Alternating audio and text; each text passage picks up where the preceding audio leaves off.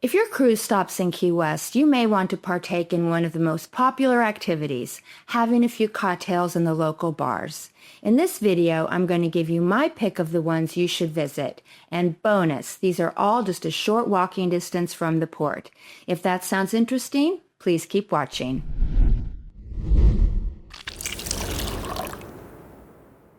Hey guys, how are you? I hope you're having a splendid day, and if you're new here, welcome. My name is Kim and I do travel videos, and I would love it if you would join my traveling party. So if you're interested, just hit the subscribe button. Now, I love Key West. I love the vibe.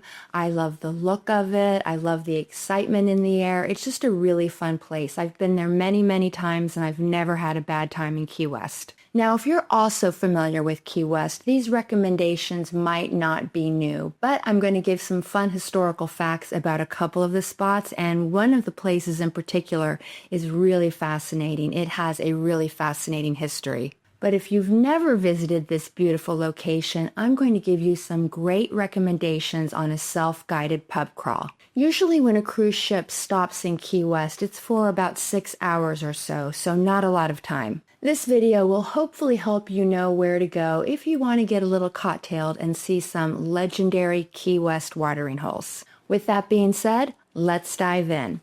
Oh, before I go any further, I want to point out that all of the places that I'm going to talk about today are just a short walk from your cruise ship, maybe 10 or 15 minutes. And all of these bars are located very close together. When you get off your ship, look for the sign that directs you to Duval Street. This is the main drag in Key West. So I always like to start out at Hogs Breath Saloon, where the motto is, Hogs Breath is better than no breath at all. Hogs Breath Saloon has been a popular Key West watering hole with locals and visitors for around 30 years. I like to go to Hogs first earlier in the day before it gets too crowded. Now, Hogs Breath in Key West is actually not the first Hogs Breath location. The first Hogs Breath is located in Fort Walton Beach, and it was established in 1976. It's a very popular spot for friends to hang out together after a day of fishing or sailing.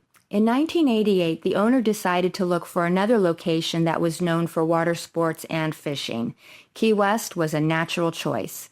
Since then, Hogs Breath has become one of the most popular local bars on Duval Street. It's also a big hit with tourists. Hogs Breath has an inside seating area and an outside bar area. I love the outside bar area where you can enjoy one of the specialty frozen drinks like their popular rum runner. This cocktail is made with light rum, banana liqueur, and blackberry brandy. It's mixed with tropical juices and topped with a dark rum floater. It's delicious and very refreshing on a hot day. They also have a nice food menu with options like ceviche, chicken wings, and tacos, and they also have a raw bar. I also love that you can usually see some of the famous Key West roosters here. They just roam around all free-range style. I never get tired of seeing them. This bar almost always has live music. In fact, the 3 bars I'm going to highlight in this video book some of the best local musicians you can find in Key West. Oh, and a trip to Hogs Breath Saloon isn't complete without visiting the gift shop. A Hogs Breath t-shirt or a hoodie or sweatshirt are some of the most popular souvenirs in Key West. As you can see, I am wearing one right now. I got this on my last visit to Key West, and I'll actually be in Key West in a couple days. I'm very excited. Oh, and I'll show you the t-shirt my husband got. This was from our last trip. It's very cool. I love kind of the faded denim look. Anyway, they have a lot of nice merchandise. So that's it for Hogs Breath. Let's move on to our next watering hole. If you know anything about the history of Key West, on your visit, you're probably going to want to go to the original Sloppy Joe's where Ernest Hemingway used to hang out. But in order to see the original Sloppy Joe's, you have to go to Captain Tony's. I know it's confusing. I'll explain. But basically, you need to go here. Not here. Here, not here. Let me give you some history on this iconic spot and you'll understand what I mean. Oh, and I'm going to show you some footage of what the bar looks like today while I'm giving you the history. Now, the building housing Captain Tony's Saloon has a history as colorful as Key West itself. When first constructed in 1851, 428 Green Street was an ice house that doubled as the city morgue. In the 1890s, it became a wireless telegraph station, and in 1912, the building was home to a cigar factory and later a bordello. A few years later, 428 Green Street's landlord leased the building to a gentleman named Morgan Bird, who opened the saloon as the Duval Club. He decorated the saloon in late Victorian style. He threw large, lavish parties where the gay patrons would stand outside the entrance, propositioning sailors and encouraging them to venture inside. Well, the Navy didn't like that very much because, don't ask, don't tell, so they formally prohibited sailors from frequenting the club. This caused a huge decrease in business, forcing Club Duval to close. After that, the building housed many speakeasies which specialized in women, gambling, and bootleg rum. In 1933, a local named Joe Russell bought the business and created Sloppy Joe's Bar. The name came from Russell's friend and fishing buddy, the one and only Ernest Hemingway.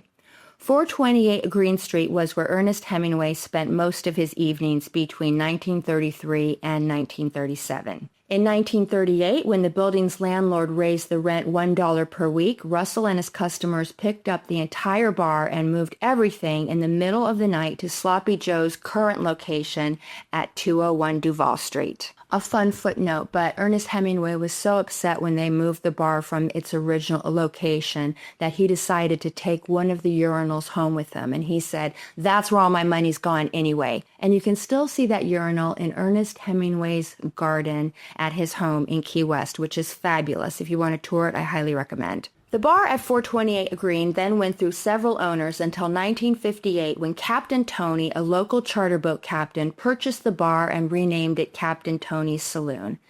As Captain Tony's, the bar is where Jimmy Buffett got his start in Key West. Buffett played at Captain Tony's in the early 70s and was often paid in tequila. Buffett immortalized this bar in his song, Last Mango in Paris. Captain Tony's Saloon has changed little since the days of Captain Tony at the bar and Jimmy Buffett on stage. The ceiling is covered with women's bras, business cards, and dollar bills fill the posts around the bar, and every bar stool is painted with the name of a famous person who frequented the bar. There is live entertainment every afternoon and every night. Oh, and there's a tree in the middle of the bar, and in the 1800s, when Key West was first established, this was the center of the town, and this was the hanging tree.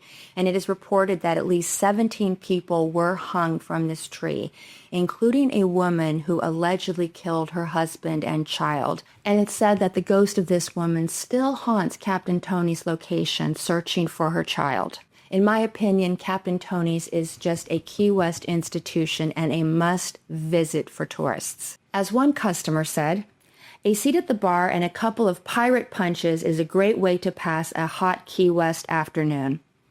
I couldn't agree more. Okay, let's move on. Our third spot on our self-guided pub crawl is Rick's Bar. Rick's is just a short walk from Captain Tony's, and this local dive bar is right on Duval Street. This is a small, casual hangout that features live entertainment. Rick's is centrally located, and it tends to be less crowded and touristy than Sloppy Joe's, which is right across the street. I've never had a problem getting a bar stool here, and service is usually very good. Bonus, but you can do some great people watching as visitors stroll down Duval Street right in front of the bar. Now that you've visited 3 awesome Key West bars, you might be ready for food, and I have a great spot for you right near your cruise ship. All you have to do is turn left out of Rick's and go all the way down Duval Street towards the cruise pier. At the end of Duval Street, you will find the Sunset Pier restaurant and bar. Sunset Pier has a great bar with friendly bartenders. There are also many waterfront tables, so you should be able to get seated immediately and have great views. The food here is very good. They have everything from shrimp tostadas to burgers to pretzel bites with beer cheese. If you're a fan of seafood, they have a seafood platter with Caribbean lobster tail, peel and eat shrimp, ceviche, and tuna. It comes with cocktail sauce and plantain chips. Or you could try my favorite, the Mexican street corn and chicken salad. This is a delicious and light salad, perfect for a hot day. If I go to Sunset Pier, I have to have this. Oh, and save room for dessert. You can get the key lime pie, or I recommend the Fruity Pebbles ice cream sandwich. And that's all I have for you today. I hope you enjoyed this video. If you have a favorite spot in Key West, let me know in the comment section below. If you'd like to hang out a little bit longer, I will link a couple videos at the end for you to watch. One is on Isla Morada, which is actually my favorite spot in the Keys. I love Key West, but I absolutely adore Isla Morada. Don't forget to like and subscribe, and until next time, I hope you have happy and safe travels. I appreciate you. Bye.